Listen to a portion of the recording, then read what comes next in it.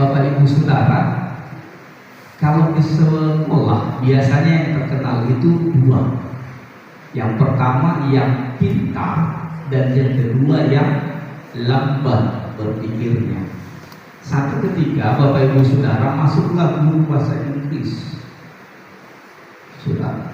Jadi di satu lokal itu banyak orang, tetapi yang lebih dominan ini selalu yang pintar dan yang bodoh. Sudah. Nah, yang pintar ini kalau menjawab selalu benar, tetapi yang lambat bicara ini dia mau ikut-ikutan menjawab juga biar terlihat pintar. Masuklah guru bahasa Inggris, saudara bicara tentang menghafal kosakata dalam bahasa Inggris. Lalu setelah selesai, guru menguji setiap murid-murid. Lalu guru bilang, baik anak-anak, sekarang ibu mau melihat kira-kira sudah seberapa jauh engkau belajar bahasa Inggris. Siap anak-anak? Semua anak-anak bilang siap ibu guru. Begitu. Lalu diujilah, saudaraku, diuji. Pertanyaan yang pertama, apa artinya to eat? Katanya saudara. Si anak pintar menjawab, maka. Begitu. Yang anak bodoh ini pintar, dia bisa jawab kan. Lalu berikutnya to drink, katanya saudara. Anak pintar menjawab, minum ibu guru. Semua tepuk tangan benar. Si anak lamban ini berpikir, kalau makan to eat, pakai kata to gitu. Minum to drink. Begitu saudara ya. Lalu berikutnya saudara dibahas lagi Bapak Ibu Saudara sama si ibu guru tadi dalam bahasa Inggris. Sudah dibahas. Sekarang saya mau tanya anak-anak, kalau tidur bahasa Inggrisnya apa? Sudah mulai bingung. Tetapi anak pintar ini menjawab, to sleep, katanya. Yang bodoh pun berpikir, dia kan betul katanya. Setiap bahasa Inggris itu pakai kata to katanya. Di dalam otaknya dia berpikir sleep. Lalu Bapak Ibu Saudara, pertanyaan terakhir, kata ibu guru. Sekarang saya mau tanya murid-murid, apa bahasa Inggrisnya setan? Karena anak pintar ini Bapak Ibu belum menghafal kosakatanya, dia bingung. Yang lain pun belum menghafal, dia bingung. Saudara, guru bertanya sekali lagi, anak-anak, apa bahasa Inggrisnya setan? Lalu dengan berdiri si anak bodoh ini berjawab, dia bilang, tuyul bu guru, katanya saudara. Karena hanya menambah kata tu. Jadi dia menjawab tuyul. Si ibu guru dengan senyum-senyum berkata, betul katanya saudara. Haleluya. Tuhan Yesus membuka setiap hati kita untuk dengar kebenaran firman Tuhan. Wahyu pasal 2 ayat yang pertama sampai dengan ayatnya yang ke-7. Saya sudah janji beberapa waktu yang lalu, Bapak Ibu Saudara, khususnya ketika kita di rumah Bapak Sitangka di KPR, saya bilang saya akan bicara tentang 7 gereja, 7 tipe gereja. Ya, 7 tipe gereja Bapak Ibu Saudara di akhir zaman. Nah, Bapak Ibu Saudara, di 7 tipe gereja yang akan kita pelajari hari ini itu adalah yang pertama, gereja di Efesus. Wahyu pasal 2, tetapi sebelumnya dengan firman Tuhan ayat 20 dalam Wahyu pasal 1. Dan rahasia ketujuh binatang yang telah kulihat pada tangan kananku dan ketujuh kaki dia emas itu, ketujuh bintang ketujuh jemaat, dan ketujuh kaki dia itu ialah ketujuh jemaat. Nah, Bapak Ibu Saudara, hari ini kita akan bicara yang pertama, tipe gereja di akhir zaman yang pertama adalah gereja di Efesus. Dalam Wahyu pasalnya yang kedua, ayat yang pertama sampai dengan ayatnya yang ketujuh. Mari sama-sama buka Alkitab kita, Bapak Ibu Saudara. Kita akan membacanya secara berganti-gantian. Wahyu pasal 2 ayatnya yang pertama sampai dengan ayatnya yang ketujuh. Saya akan baca ayat yang pertama dan Bapak Ibu Saudara ayat yang kedua, seterusnya sampai dengan ayatnya yang ketujuh. Yang sudah dapat katakan amin. Baik Bapak Ibu Saudara, saya akan mulai dalam ayatnya yang pertama. Kepada jemaat di Efesus, tuliskanlah kepada malaikat jemaat di Efesus, inilah firman dari Dia yang memegang ketujuh bintang itu di tangan kanannya dan berjalan di antara ketujuh kaki Dia emas itu. Nah, baik Bapak Ibu Saudara, hari ini kita bicara tipe gereja yang pertama, yaitu gereja Efesus. Efesus terkenal dengan kota yang cukup padat, kota besar yang dengan segala kesibukannya ada di sana. Itu Efesus, Bapak Ibu Saudara. Ya, Niniwe saja jumlahnya kurang lebih 140.000, itu sudah dianggap menjadi kota metropolitan, kota besar. Dan Efesus adalah salah satu kota besar di Asia pada waktu itu, dan mobilitas, tingkat pergerakan, tingkat kesibukan orang, tingkat cara orang bekerja di sana begitu sibuk dan luar biasa. Nah saudara, di dalam ayat ini dikatakan begini, Bapak Ibu Saudara, ayat ini menjadi satu gambaran tipe gereja di akhir zaman. Dahulu sudah terjadi, tetapi kemudian di akhir zaman ini, karena kesibukan orang, karena mobilitas pergerakan orang begitu padat, Bapak Ibu Saudara, di akhir zaman ini.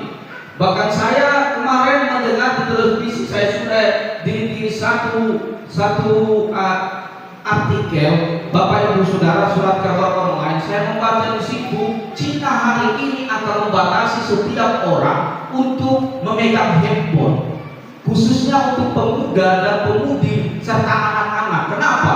Karena menurut indeks pengamatan mereka, umur ini rentan dengan memegang HP lebih banyak daripada bekerja. Sudah. Artinya apa? Mobilitas orang bukan lagi dalam pergerakan mondar-mandir, tapi mobilitas orang hari ini berada di tangan mereka sendiri, Bapak Ibu Saudara. Ujung-ujungnya terakhir, mereka lupa diri mereka untuk berdoa. Ujung-ujungnya mereka lupa diri untuk beribadah. Ujung-ujungnya mereka lupa diri untuk membina rumah tangga dan keluarganya. Saudara, hari ini gambaran kekristenan, tipe gereja. Gereja itu bukan berarti gedung. Sekali lagi saya berkata, gereja di sini bukan berarti gedung, tapi gereja adalah orang-orang yang dipanggil keluar untuk terima terangnya Allah.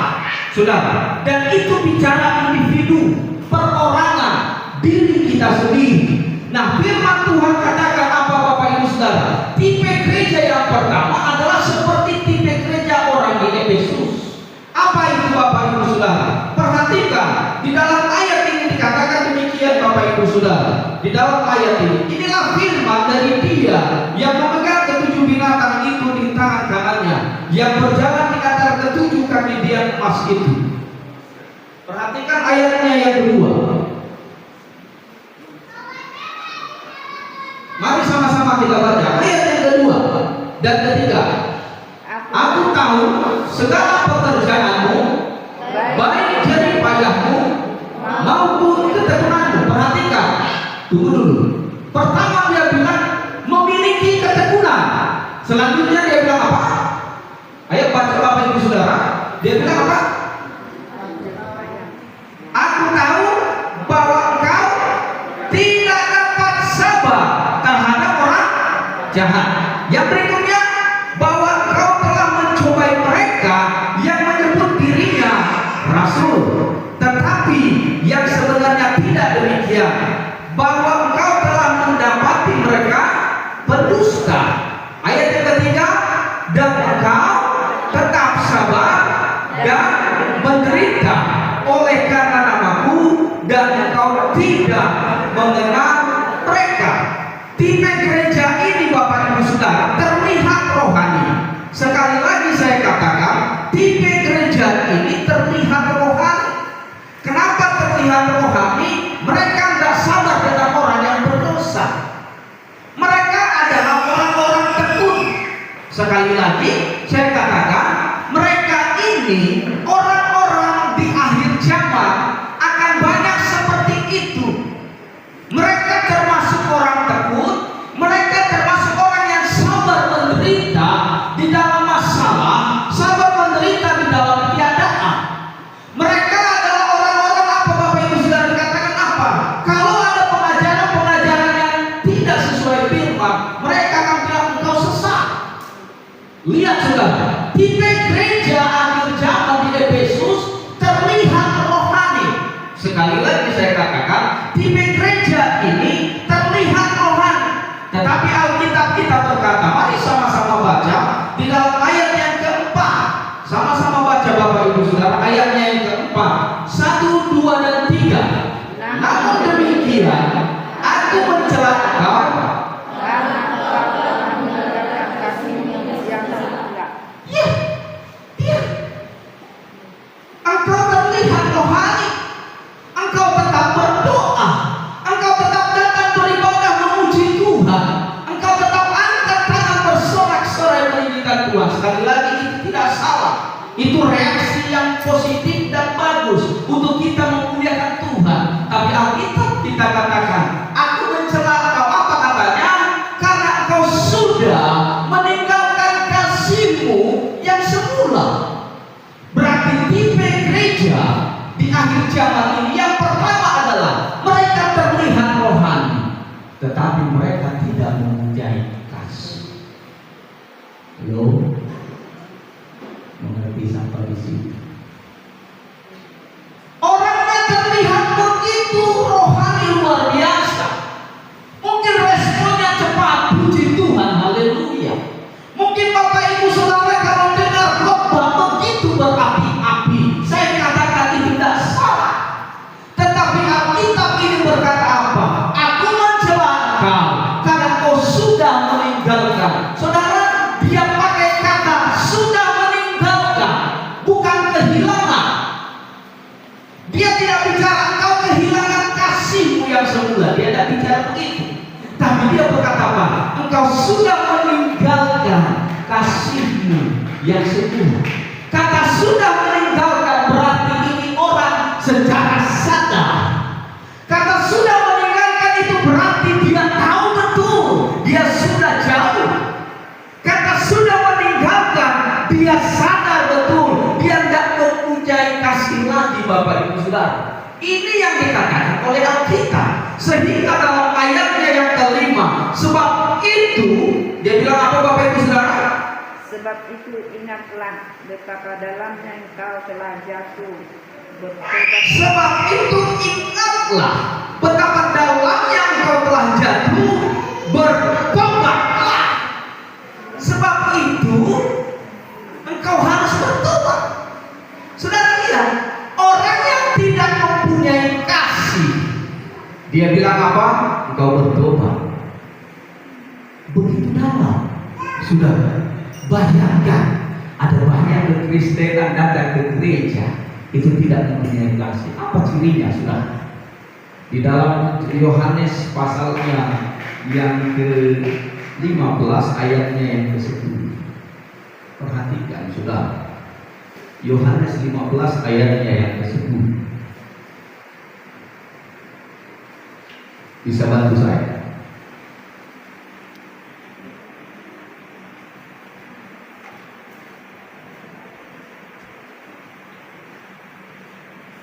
Yohanes 15 ayatnya yang ke-10.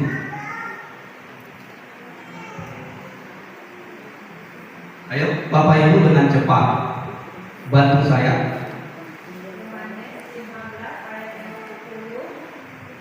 Demikian firman Tuhan, Jikalau kamu menuruti perintahku, kamu akan tinggal di dalam kasihku, seperti aku menuruti perintah Bapakku dan tinggal di dalam kasihnya. Iya, saudara lihat. Di gereja akhir zaman banyak yang rohani, tapi mereka nggak punya kasih. Itu yang dikatakan. Jangan lihat kiri kanan. Coba refleksi dalam diri kita.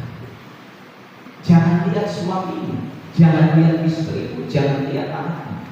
Lihat di dalam diri.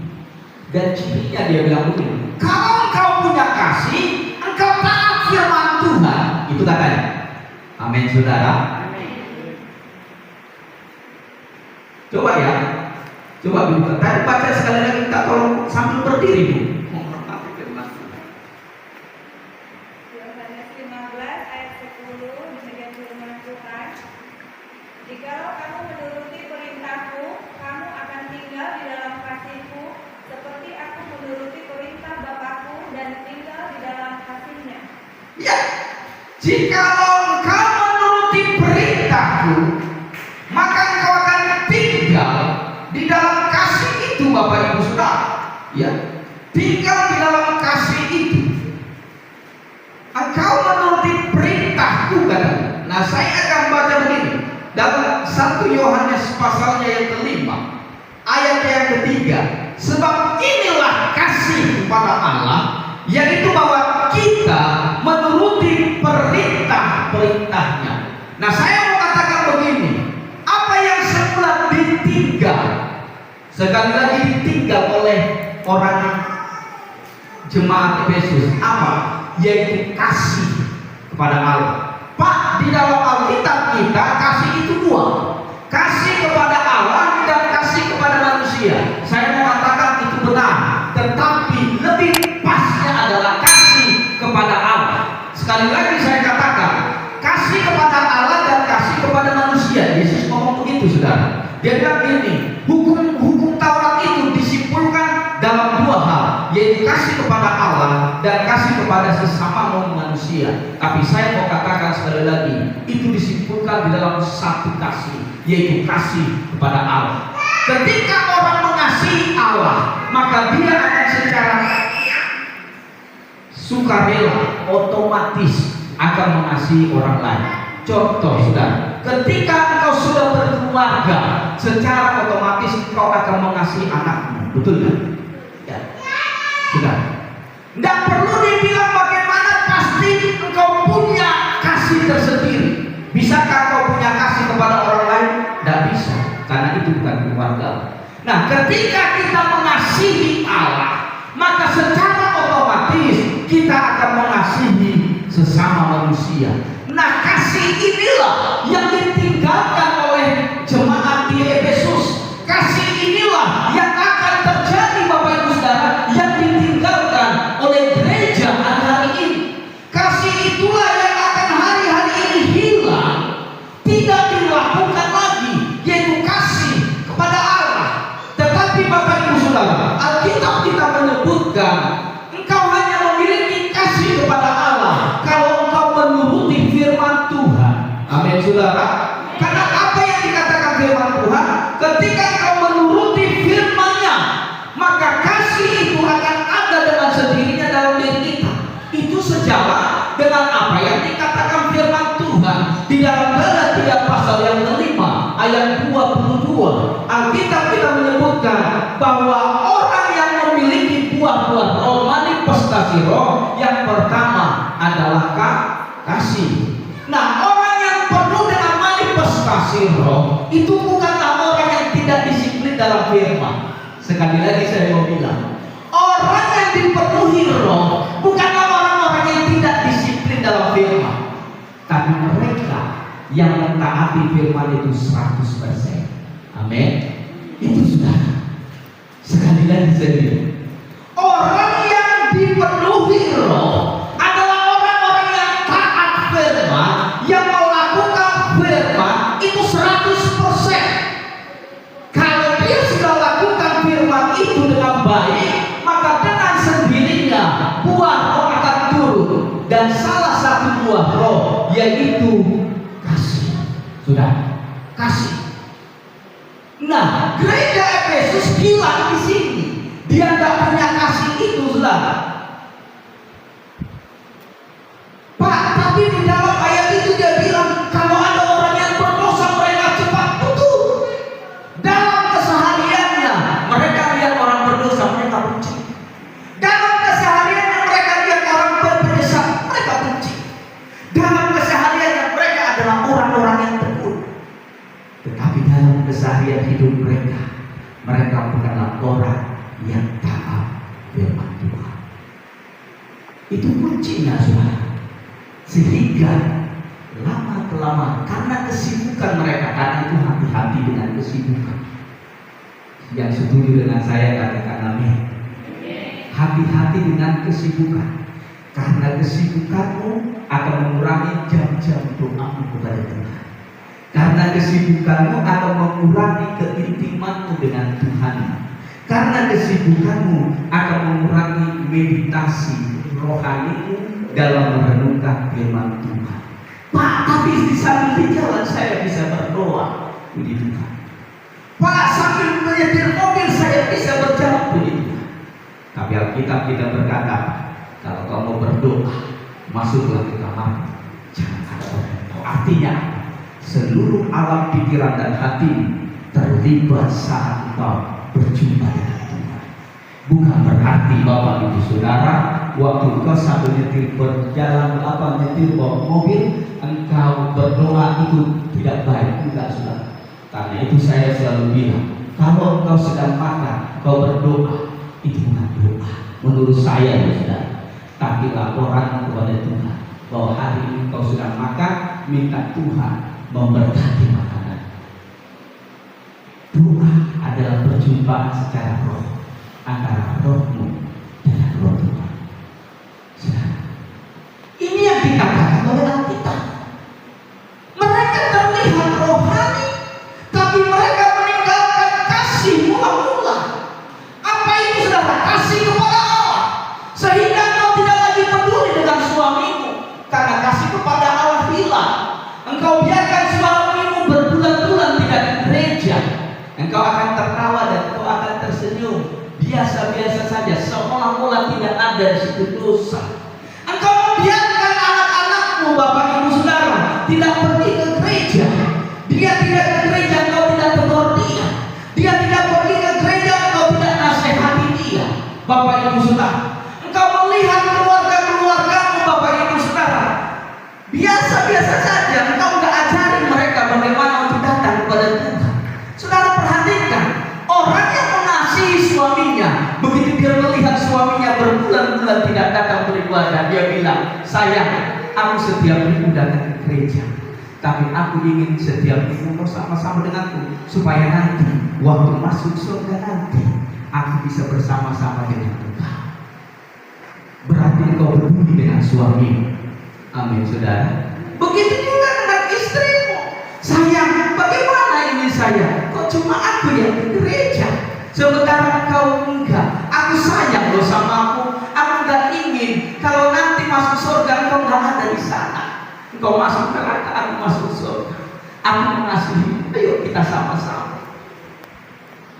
Atau saudara kita mungkin mengasihi anak-anak kita, tapi kita bilang, saudara, banyak kita tidak mengasihi anak-anak kita. Kita biarkan dia tidak sekolah minggu, kita biarkan mereka tidak ibadah, kita biarkan mereka melakukan dosa dan sebagainya. Waktu mereka melakukan dosa kita tertawa, kita diam. Waktu mereka tidak sekolah minggu, kita biarkan saja. Waktu mereka tidak ibadah, kita diam saja. Kan kita sudah kehilangan kasih di sana. Pak, tapi saya kasih makan anak saya kasih jajan dia banyak-banyak, terus saya perhatikan dia. Itu bukan bentuk kasih, tapi itu bentuk tanggung jawabmu kepada anakmu sebagai orang tua. Bukan kasih, saudara. Kalau itu kita definisikan sebagai kasih, orang di luar Kristen itu melakukan itu, saudara. Kalau itu kita definisikan sebagai kasih, kita perhatikan anak kita perhatikan istri kita perhatikan suami kita definisikan itu sebagai kasih. Saudara, orang di luar Kristen bisa melakukan sesuatu seperti itu. Tapi kasih yang sebenarnya bukan. Waktu engkau mengasihi Tuhan Allahmu dengan kau menuruti firman Tuhan, Bapak Ibu Saudara, maka dengan sendirinya engkau akan bisa mengasihi suami, dengan sendirinya engkau akan bisa mengasihi istri, dengan sendirinya engkau akan bisa mengasihi orang-orang di sekelilingmu. Saudara, berarti kasih inilah yang dikatakan oleh firman. Engkau sudah meninggalkannya. Kenapa? Engkau diam saja waktu anak-anakmu tidak bergereja. Engkau diam saja waktu anakmu kecanduan narkoba dan alkohol. Engkau diam saja Bapak Ibu Saudara waktu anak-anakmu kecanduan melakukan dosa. Kita hanya diam saja.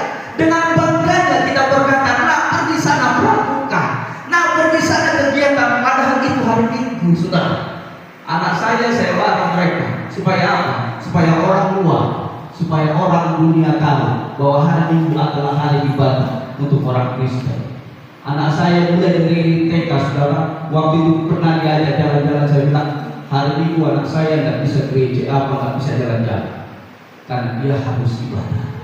Saudara, waktu kita punya komitmen demikian, maka orang akan melihat kita. Saudara,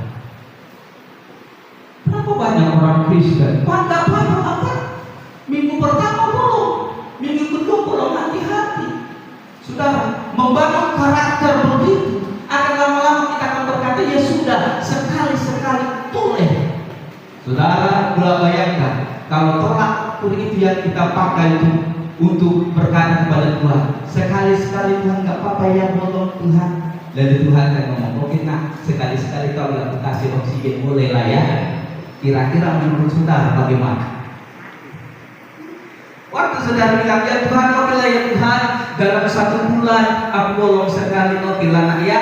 Dalam 1 bulan mungkin kau bolong 1 jam nggak dikasih oksigen. Kira-kira bagaimana saudara? Tapi Tuhan itu kasih kepada kita. Tolak ukur yang kita pakai bukan tolak ukur yang Tuhan pakai. Haleluya. Tapi dia pakai tolak ukur Tuhan. Dia tetap mengasihi kita. Saudara, itulah kasih yang sesungguhnya. Karena itu Alkitab kita berkata tadi, ini jemaat sudah meninggalkan. Berarti dia sadar betul, saudara, dia sudah tinggalkan itu kasih. Datang ke gereja, pulang ke gereja, dengar khotbah, pulang ke gereja, semuanya kita lakukan sebagai bentuk rutinitas keagamaan kita sebagai orang Kristen. Tetapi kita kehilangan kasih di sana. Kita tidak lagi lakukan kasih, Bapak Ibu Saudara. Kita biarkan tetangga kita biarkan orang-orang di sekeliling kita biarkan keluarga-keluarga kita enjoy saja, Bapak Ibu Saudara. Banyak orang Kristen, bukan cuma di gereja kita, banyak orang Kristen hari ini berbulan-bulan mereka tidak ke gereja. Suami tetap enjoy, istri tetap enjoy, anak-anak tetap enjoy. Saudara, waktu kita membangun seperti itu, berarti engkau tidak sayang kepada mereka, engkau tidak mengasihi mereka, saudara. Karena kenapa? Karena engkau sedang membangun sebuah malapetaka besar. Waktu kita tidak membawa anak-anak kita datang kepada Tuhan, maka besok engkau akan melihat anak-anakmu akan meninggalkan Tuhan. Waktu engkau membiarkan suamimu, Bapak Ibu Saudara, meninggalkan Tuhan, maka mulai hari itu engkau akan melihat bagaimana suamimu akan bersikap duniawi terhadap dirimu, saudara. Orang yang meninggalkan kasihnya, maka dia cenderung bukan lagi mentaati firman Tuhan. Itu yang dikatakan oleh Alkitab. Sebab itu saudara, karena patokan orang yang memiliki kasih adalah orang yang mentaati firman Tuhan. Karena orang yang mentaati firman Tuhan, maka buah-buah roh termasuk kasih di dalamnya itu akan tinggal dengan sendirinya, saudara. Saya mau tutup firman Tuhan ini dengan satu kata. Kasih sesungguhnya itu dalam satu kata adalah memberi. Jangan saudara pikir memberi itu dalam arti uang. Ketika Allah mengasihi dunia, apa yang Allah lakukan, saudara? Alkitab kita menyebutkan apa? Karena begitu besar kasih Allah akan dunia ini, sehingga dia merelakan anaknya yang tunggal. Kasih itu ada di dalam hati. Karena kasih itu hanya bicara hati dan perasaan. Waktu saya kasih kepada istri saya, itu cukup di hati saya. Tapi tindakan saya pasti ada mengasihi istri saya. Betul, saudara? Waktu saya mengasihi anak-anak tindakan saya harus sejalan dengan apa yang ada di hati saya. Sudah. Berarti saya menyimpulkan satu hal, kasih itu bicara memberi, bukan cuma sekedar uang. Sudah. Waktu engkau mengasihi suamimu, engkau melihat Bapak Ibu Saudara bagaimana dia punya hidup, maka beri waktu kepada dirinya untuk engkau bisa berkomunikasi dengan baik. Sampaikan firman, sampaikan sesuatu sesuai dengan kebenaran. Urusan dia terima apa tidak itu bukan urusan kita, tapi urusan Tuhan. So I Yesus. Sudah. Waktu engkau melihat anak-anakmu begitu sibuk dengan mainannya masing-masing, maka beri waktumu buat anak-anakmu untuk memperhatikan mereka. Kalau engkau punya kasih, berarti kasih disimpulkan dalam satu kata, yaitu engkau memberi. Waktu ada orang tetanggamu, keluargamu, dia datang meminta pertolongan, maka engkau harus berikan pertolongan kepada mereka. Kalau engkau berkata, aku mengasihi engkau, sudah. Berarti kasih itu actionnya adalah memberi. Tidak ada lain, sudah. Memberi. Berilah apa yang engkau bisa beri. Mungkin tenagamu engkau beri, mungkin waktumu engkau beri, mungkin cara berpikirmu engkau beri, mungkin apa yang ada dalam dirimu sesuai dengan apa yang mereka butuhkan bagi orang-orang yang engkau kasihi. Maka itulah isi dari segalanya, sudah. Beri. Karena Yesus berkata, saudara, firman Tuhan berkata, sekali lagi saya akan tutup dengan satu hal, saudara, Bapak Ibu Saudara, dalam Efesus pasal 4 ayatnya yang kedua, supaya kita mengerti, ya, supaya kita mengerti.